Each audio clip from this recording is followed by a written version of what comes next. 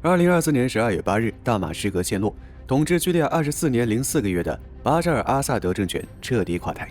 英国广播公司 BBC 报道称，目前叙利亚总参谋部已命令所有部队投降。叙利亚总理贾拉利表示，政府已准备好将其职能过渡给新政府。反抗军领头团体解放沙姆组织的领导人阿布穆罕默德·乔拉尼也在当天宣布称，政权的和平交接将在前叙利亚总理贾拉利的监督下进行。短短11天，叙利亚反抗军终结了阿萨德政府，这究竟是如何办到的？阿萨德政府倒台后，对里以、乌俄、美国等产生了哪些影响？本期我们就来一探究竟。为了让大家轻松理解，火力军将以叙利亚内战发展线进行剖析。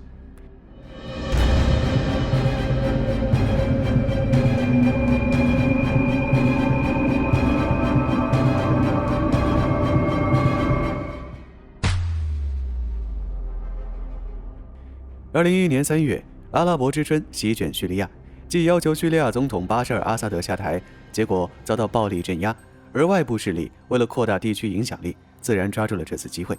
2014年，美国组建多国联军，以打击极端组织的名义派兵进入叙利亚。2015年，俄罗斯又以应叙利亚政府请求名义出兵，帮助叙利亚政府军打击境内极端组织。之后，当年12月，联合国安理会通过第2254号决议，确定政治解决叙利亚的问题主要原则、时间框架和路线图。但从2016年起，为了打击叙利亚境内的库尔德武装人员，土耳其多次派兵越境执行任务，也因此叙利亚内战越来越乱。而参战方主要是一方阿萨德政府军及其盟友，包括俄罗斯、伊朗和黎巴嫩真主党；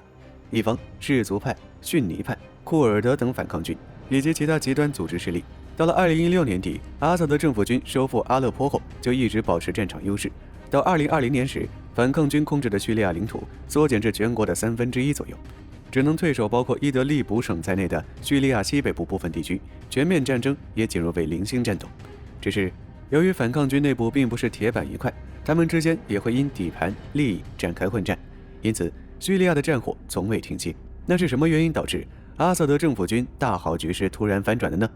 火力军认为，叙利亚反抗军能成事，离不开精心的谋划，是抓住了数个机会才成功的。首先抓住的第一个机会是11月27日里以停火协议生效。以色列总理办公室11月26日晚发表声明说，以安全内阁当晚以10:1的投票结果，批准了以色列与黎巴嫩真主党的停火协议。协议于当地时间27日凌晨4时生效，而协议内容直接限制了真主党在黎巴嫩境内的活动。而作为真主党和伊朗相互联系的中转站，叙利亚境内的真主党也同样受到了限制。叙利亚反抗军正是瞅准这个时机，选择在同一天在叙利亚西北部集结数千名叙利亚反抗军成员，从阿勒颇省和伊德利卜省农村地区展开军事行动。之后仅只用了不到3天，在11月30日攻克了阿勒颇等重要城镇。报道称，这是叙利亚反抗军自2016年以来首次攻入阿勒颇市。然后从12月5日开始，24小时内，叙利亚反抗军相继攻入哈马、霍姆斯、代尔祖尔、巴尔莱拉等地区，并从东南北3个方向夹击叙利亚首都大马士革。最后12月8日，叙利亚反抗军在叙国营电视频道沙姆之光频道发表声明，大马士革陷落，推翻阿萨德政权。而反抗军能够快速推进的第二个原因是叙利亚太依赖盟友了。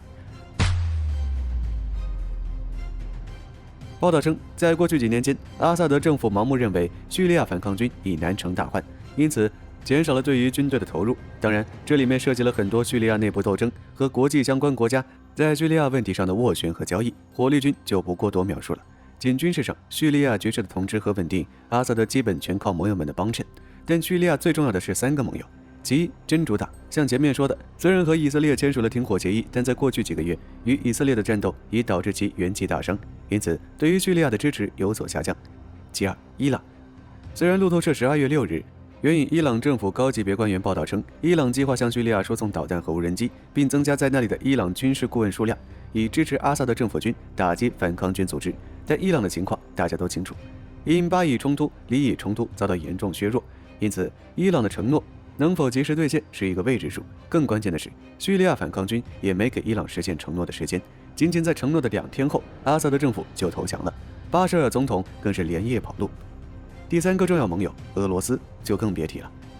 乌俄战争的爆发牵扯了俄罗斯大部分的精力。此轮叙利亚危机爆发后，俄罗斯虽然通过在叙利亚的基地向阿萨德政府军提供了大量海军和空军的军事支持，但据英国智库消息称，乌俄冲突爆发后，俄军在叙利亚拉塔吉亚省空军基地的战机已经大幅减少。德国媒体也报道称，在乌俄冲突前，俄军在叙利亚境内部署了大约50架战机，但现在只剩下了13架。虽然该消息没有得到俄罗斯官方的进一步证实，但从俄罗斯空军在阿勒颇和哈马斯的反击中没有通过轰炸击退反抗军这一点来看，俄罗斯已经无力支援阿萨德。如此一来，阿萨德政府本质上已经成为了空架子。而反抗军方面，火力军也只说一个领头的沙摩解放组织的军事力量。自2020年莫斯科协议签订以来，沙摩解放组织就开始积极推进军事、经济和政治层面的建设，增强组织活动能力和治理水平，从而在与阿萨德政府军的冲突中不断积累自身优势。如其摒弃了传统的装甲突击战术，转而积极培训精锐的小规模突击队，并特意为突击队换装了先进的夜视套装、防弹衣、先进突击步枪等装备，从而打造出多支具有高战斗力的部队。此外，沙姆解放组织还积极打击反对自己的其他派系，对下属部队进行整编，组建专业军官队伍，并将活跃在叙利亚西北部的外籍极端分子编入精锐突击队，以增强战斗力，同时斥巨资对他们进行培养。如2022年乌俄战争爆发后，沙姆解放组织积极吸取战场经验，组建夜间渗透部队和无人机打击部队，从而在战术层面上对阿萨德政府军产生作战优势。在面对那些不反对的极端组织时，沙摩解放组织则成立法德阿米乌本办公室，进行不同组织的活动协调。此消彼长之下，阿萨德政府年有不败的道理。至于巴沙尔总统的消息，12月8日有未经证实的消息称，可能搭载巴沙尔阿萨德的伊尔76飞机从大马士革国际机场起飞后出现状况，在霍姆斯西部上空从3600米高空迅速下降到1000米，随后从雷达上消失。一时间，外界都在报道巴沙尔总统失踪，但到了8日晚间，塔斯社援引克里姆林宫消息人士称，巴沙尔阿萨德及家人已抵达莫斯科，并得到了俄罗斯的庇护。之前火力军说过，普京在2015年对阿萨德政府的干预是为了确保俄罗斯在叙利亚军事基地的安全，并支持俄罗斯在地中海和红海地区投射更多的军事力量，以增加其在中东和非洲的影响，并威胁北约的南翼。但现在随着叙利亚反抗军的上台，普京的这些愿望可能要破灭。因为据战争研究所报道，俄罗斯正试图确保其在叙利亚的基地。克里姆林宫称，12月8日时，即与未指名的叙利亚反抗军领导人达成协议，以确保俄罗斯在叙利亚的军事基地安全。但鉴于叙利亚当地政治局势动荡，火力军认为该协议无法得到保障，因为谁也说不准叙利亚反抗军领导人答应的是确保几个俄罗斯军事基地安全，是1个、2个还是全部。也因此，俄罗斯开始完全撤离叙利亚。如据乌克兰主要军事情报局12月8日表示，俄罗斯安排伊尔76和安124军用运输机从赫梅米姆空军基地撤离俄军资产，俄军舰也开始从塔尔图斯港驶离。当然，俄罗斯最终或许会保留下部分基地，但即使如此，对俄罗斯而言，这仍是一个重大损失，因为保留下的俄军基地必然会遭受叙利亚反抗军的嘲讽、摆布。毕竟，俄罗斯之前可是将这些反抗军组织称为恐怖分子的。但现在俄罗斯态度转变得很快。12月8日，俄罗斯外交部改变措辞，态度软化地表示，正在与所有叙利亚反对派团体保持联系，并指出，虽然所有俄军事基地处于高度戒备状态，但其没有严重威胁。此外，阿萨德的倒台也从侧面证明了当下俄罗斯的虚弱，那是否意味着乌俄战争的拐点即将到来？因为外强中干的俄罗斯对即将上任的特朗普来说，无疑是一个绝佳的利空机会。特朗普的24小时结束乌俄战争计划，其核心就是不希望美国产生太大的消耗，因此乌俄战场上真实的情况一定程度上会影响他的决策。但现在形势日益明朗，乌克兰的坚韧、欧洲盟友的支持以及俄罗斯的江河日下，火力军有理由认为特朗普上任后的行动对乌克兰或许会是一个好兆头。据以色列时报12月8日报道，阿萨德政府倒台后，以色列为确保不会遭到敌对势力的袭击，以军当天占领了戈兰高地的一块缓冲区，声称这只是临时防御措施，并对缓冲区内的叙利亚城镇实施了宵禁。报道称，该缓冲区是1974年叙以双方达成的部队脱离接触协议设立，缓冲区内有联合国部队驻扎，负责维持叙以两国在戈兰高地的停火。但内塔尼亚胡8日当天声称，叙利亚军队已放弃其阵地，部队脱离接触协议已经失效，因此以色列必须接管。于是他命令以军占领了戈兰高地的一个缓冲区，而这也意味着自1974年以来，以军地面部队首次公开进入叙利亚领土。同一天，以军突击部队还控制了离叙边境赫尔蒙山上的叙利亚哨所，以色列国家电视台报道称，阿萨德政府在被推翻后，这里的叙利亚军队就撤离了哨所，而赫尔蒙山因其作为附近地区的制高点，被认为具有战略优势，因此以色列控制这里是为了提前探测潜在的攻击。此外，由于担心先进武器落入敌对组织之手，以色列空军当天还多次袭击了叙利亚境内的导弹仓库、防空系统和武器生产设施，以防止其他敌对势力夺取这些武器。最后，针对叙利亚局势，法新社援引多名外交消息人士称，联合国安理会已于当地时间12月9日就叙利亚局势召开紧急闭门会议，目前暂未有更新情报披露。总之，自2011年至2024年，叙利亚内战即将迈入第14个年头。虽然阿萨德政府已经倒台，但接手的叙利亚反抗军内部并不是铁板一块，它包括了几个具有不同意识形态和政治目标的派系，因此目前尚不清楚叙利亚各反抗军之间的合作会持续多久。接下来，叙利亚究竟是会迎来战争结束，还是新的危机？火力军将和大家一起关注。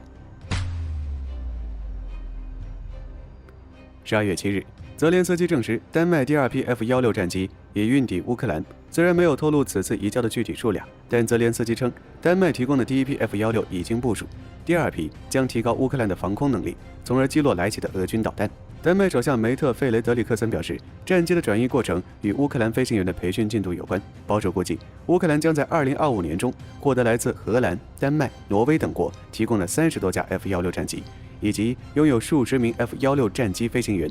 美国方面，据卫报披露，美国国家安全顾问沙利文和乌克兰总统办公室主任叶尔马克进行了1个多小时的会晤。之后，沙利文表示，到2025年1月中旬，乌克兰将收到数十万枚炮弹、数千枚导弹和数百辆装甲车。同时，美国还承诺为乌克兰在境外训练新部队，以俄罗斯冻结资产为支持，向乌克兰提供200亿美元贷款，并对俄罗斯实施新制裁，削弱俄罗斯的战争潜力。此外，据基辅独立报报道称，12月7日，美国宣布将向乌克兰提供9.88亿美元的军事援助，而12月2日时，美国才刚宣布向乌克兰提供7.25亿美元的武器包。很明显，拜登的援助计划加快了，急于在特朗普就职典礼前向乌克兰提供更多的军事援助。据悉，最新援助计划将通过乌克兰安全援助计划的剩余20亿美元资金提取，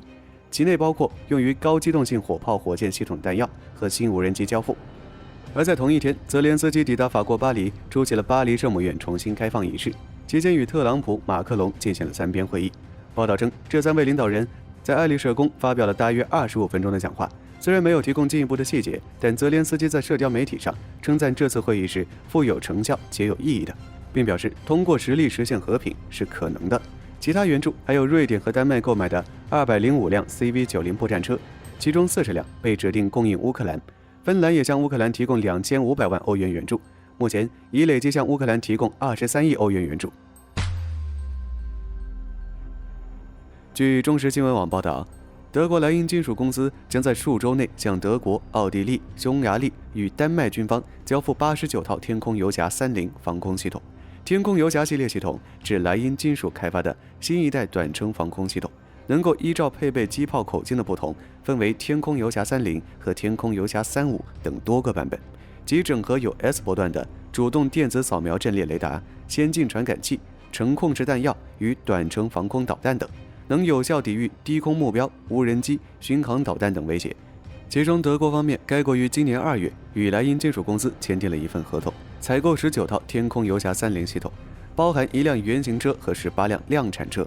另包括30辆采购选择权，总价值约6亿欧元。此外，德军的天空游侠30以全狮8轮装甲车为底盘，并整合有30毫米机枪、毒刺导弹等武器。奥地利方面，该国同样在今年2月与莱茵金属公司签约，采购36套轻量版的天空游侠30，总价值约5亿欧元。与德国有所不同，该国的天空游侠30将装备在6轮的潘多尔装甲车上，并按需搭配有机炮和西北风导弹等武器。至于匈牙利与丹麦，则分别采购18和16套天空游侠30系统，将各自安装于山猫步兵战车和直人于8轮装甲车上。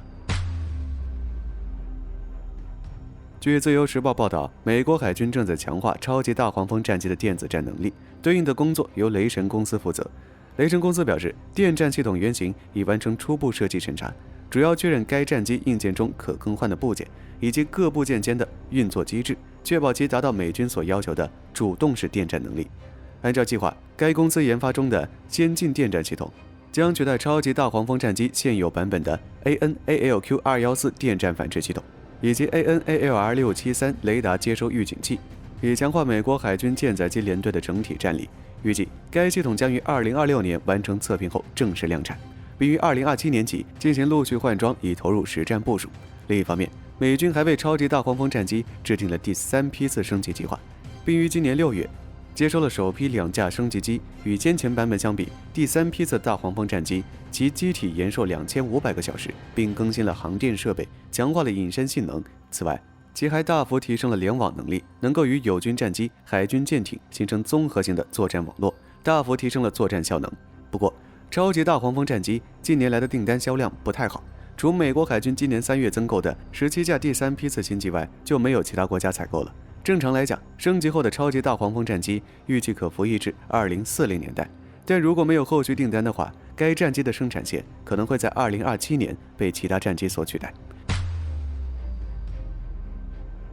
据日本时事通信社报道，该国国产的增程式12式陆基反舰导弹已完成首次试射任务。据悉，日本的12式陆基反舰导弹有多种改良版本，其中就包括上述将射程提升至1000公里的增程版。此外，还有可从舰艇或航机上发射的其他版本。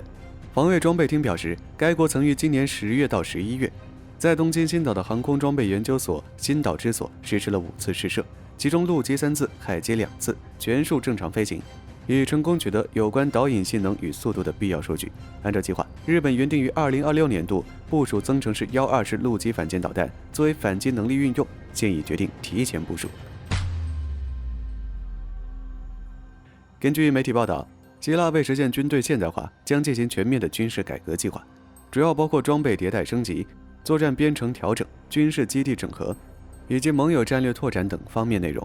首先，改革的重点在于强化无人机作战及国土防空能力。按照计划，希腊将引进并自主研发至少4款无人机，其中包括为空军配备8架美制 MQ-9A 无人机，为陆军配备3架美制 MQ-9 无人机。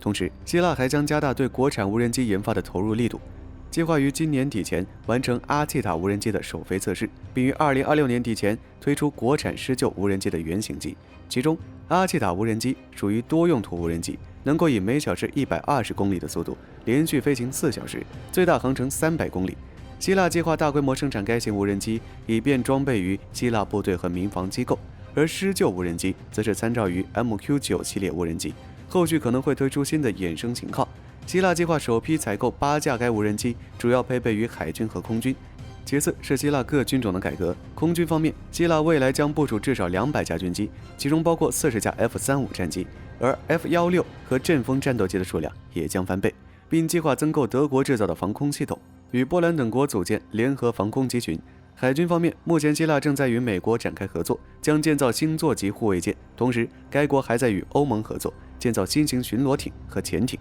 陆军方面将参照美军多域特遣部队的模式，重塑部队结构，以提升作战效率。太空军方面，希腊将加大对网络空间和太空领域的军备投入，例如其计划采购卫星，用于满足部队的通信及威胁预警需求。另外，希腊还打算租用低轨卫星群，以提升该国的信息获取和使用能力。同时，此举还能强化其网络战能力。最后是整合军事基地，希腊计划在明年之前关闭137个军事营地，以减少整体军费支出，从而将更多的资金投入到更为关键的军事领域。希腊媒体预测，此举有望在未来10年内节省出20亿欧元的经费。当然，计划归计划，希腊要想完全实现这些目标，最大的问题就是资金不足。预计未来2年，希腊推进军事改革所需的资金缺口将超过13亿欧元。同时，希腊改革计划中的武器采购项目，例如美国的 F-35战机和星座级护卫舰等，尽管其生产和研发被列入日程，但短期内难以具备初始战力。本期节目到这里就结束了，大家有什么想说的，欢迎在评论区留言讨论。我是火力军，下期再见。